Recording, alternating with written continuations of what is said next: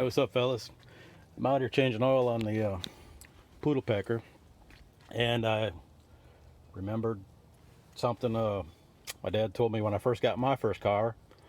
When you change an oil, uh, before you put the filter on, you take it out of the box and you dump oil into it, and I can get about half a quart or better into it.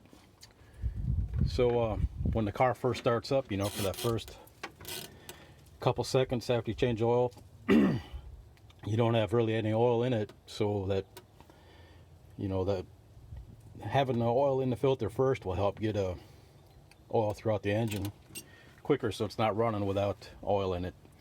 The what you call it, Ford, their original programming for the EFI cars have a 400 RPM adder for the first couple seconds when it starts up, and that's, they're the guys with the big brains. They said it's actually better to run it because it gets oil through the engine quicker, because the oil pump's turning it faster, or the engine's turning oil pump faster.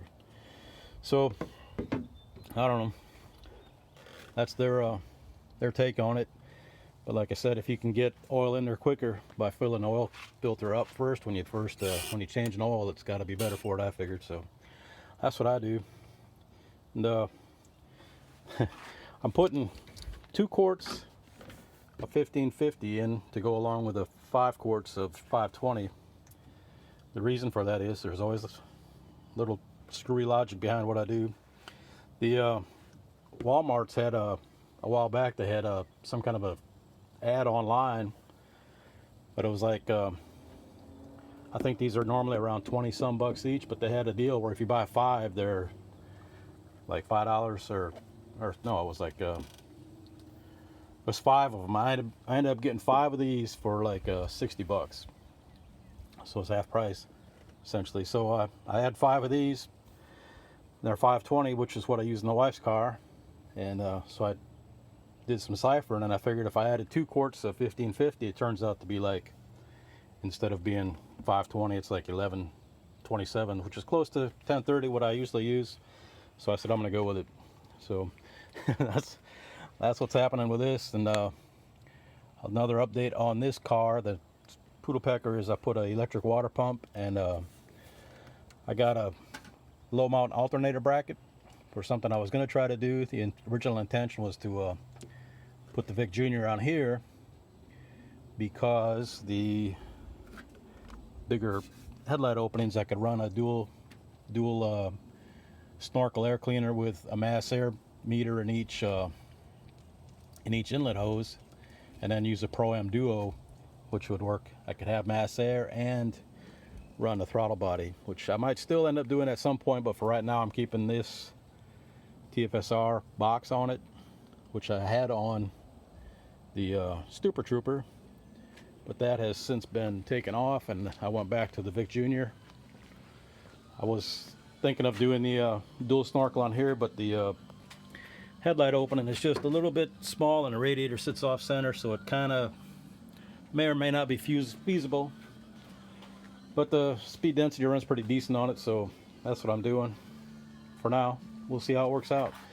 I've still got the stock cam, stock 86 short block I got from Eric, and I found these super duper valve covers on eBay for like 60 some bucks, so I grabbed them.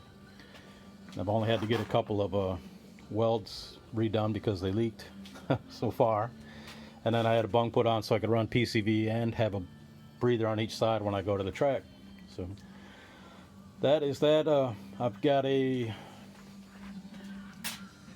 2-step different emission box, because the one I had originally intended to mount my other 2-step module was not compatible with the one I had, even though some had said they were.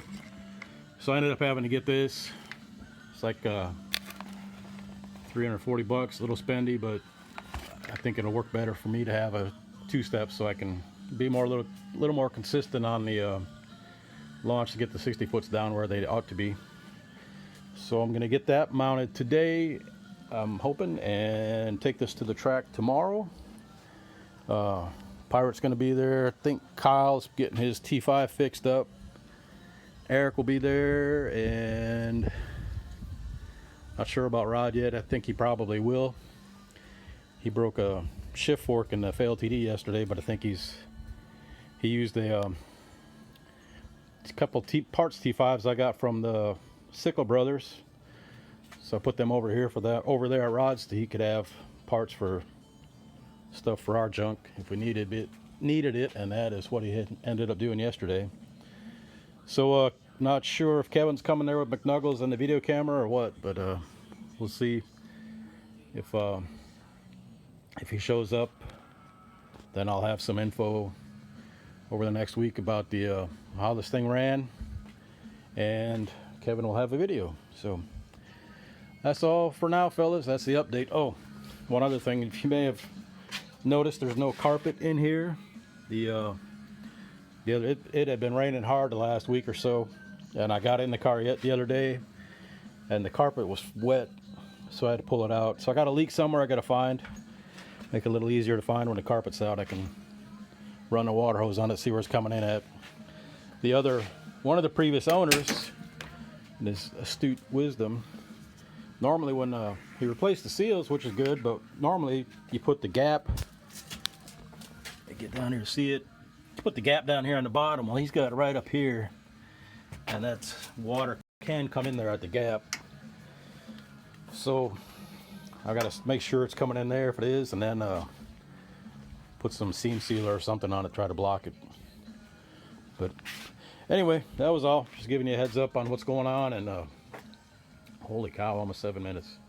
Hope y'all still awake. All right, later, man. Appreciate y'all.